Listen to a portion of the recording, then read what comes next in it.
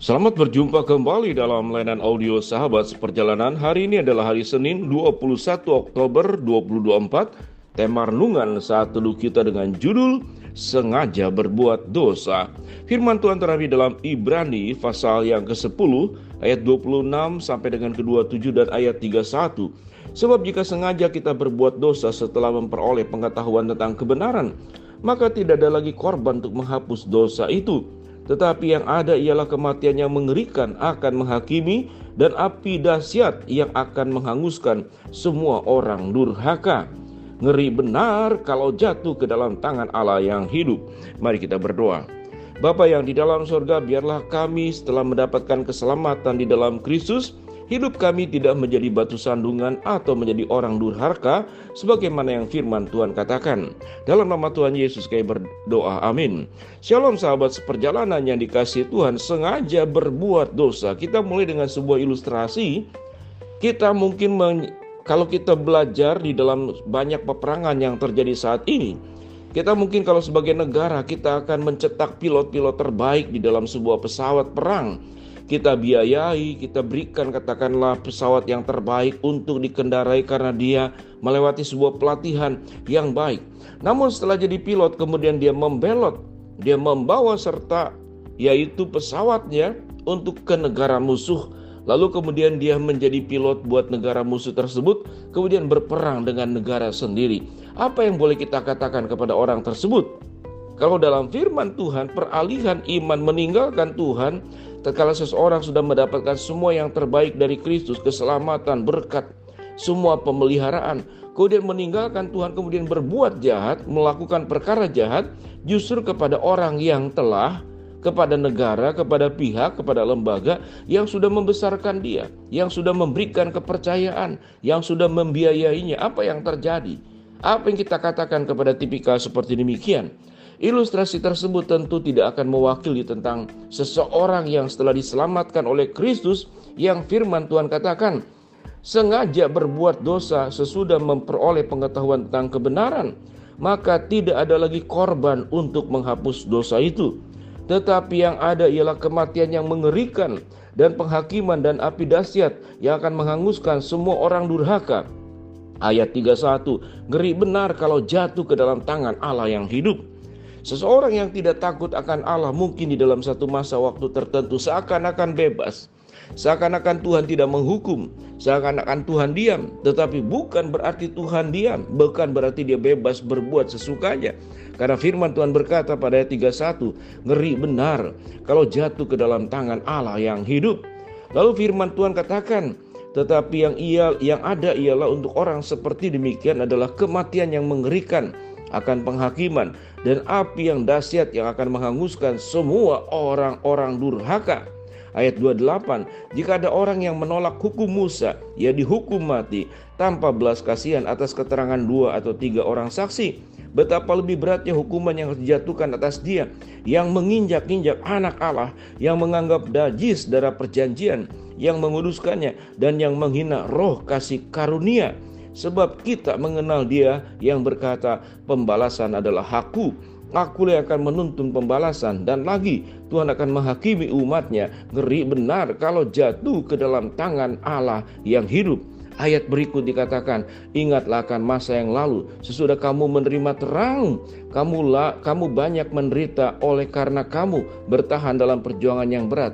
Baik waktu kamu dijadikan tontonan oleh cercaan penderitaan, maupun waktu kamu mengambil bagian dalam penderitaan mereka yang diperlakukan demikian. Memang kamu telah turut mengambil bagian dalam penderitaan orang-orang hukuman.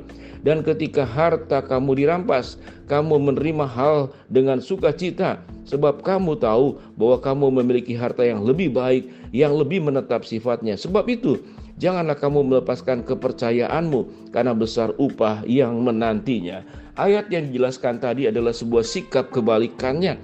Bagaimana setelah menerima kasih karunia keselamatan, kebaikan, penebusan, berkat-berkat dari Allah, mereka tetap setia bersama dengan Tuhan. Sekalipun mengalami penderitaan, sekalipun mengalami cercaan, dijadikan tontonan, dirampas hak miliknya. Namun firman Tuhan berkata, orang-orang tersebut tetap bersuka cita Karena dengan sebuah prinsip, mereka memiliki harta yang lebih baik, yang akan lebih menetap sifatnya di kemudian hari. Dan kemudian kepercayaan yang diberikan itu tidak dilepaskan. Firman Tuhan berkata, akan besar upah yang menantinya. Dan hidup kita biarlah di dalam segala ketekunan, supaya segala sesuatu yang kamu lakukan di dalam kehendak Allah.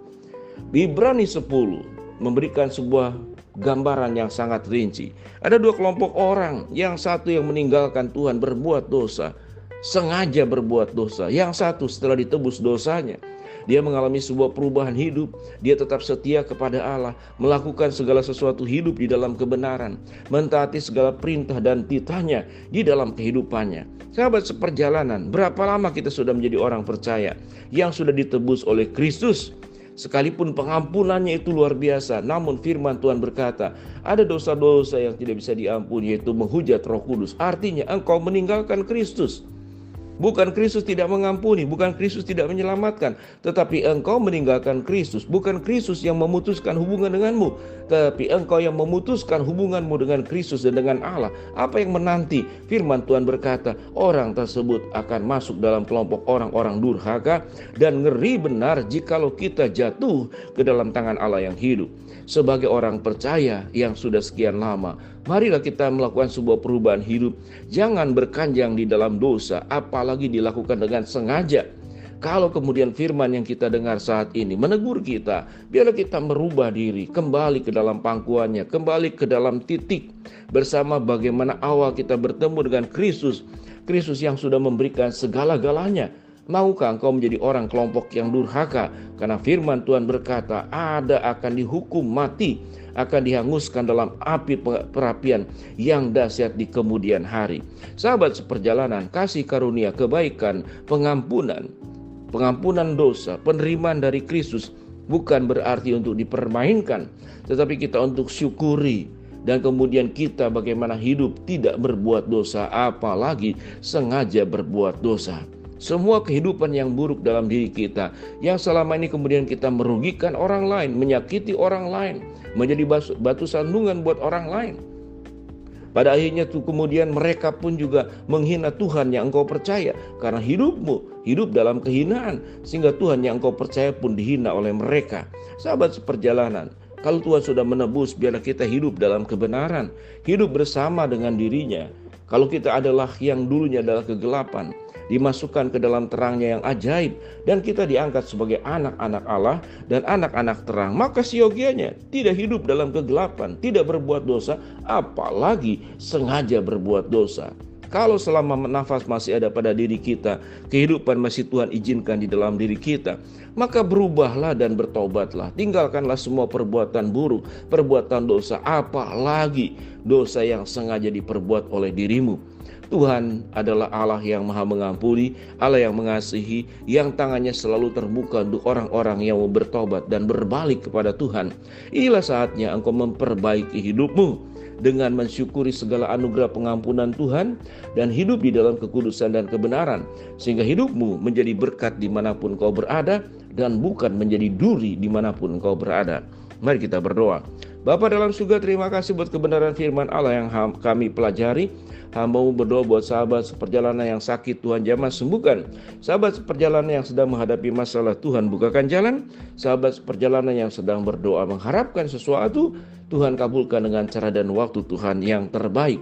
Jadikan kami menjadi orang yang hidup dalam kekudusan dan kebenaran, bukan sengaja berbuat dosa. Dalam nama Tuhan Yesus kami berdoa. Amin. Shalom. Tuhan memberkati kita semua.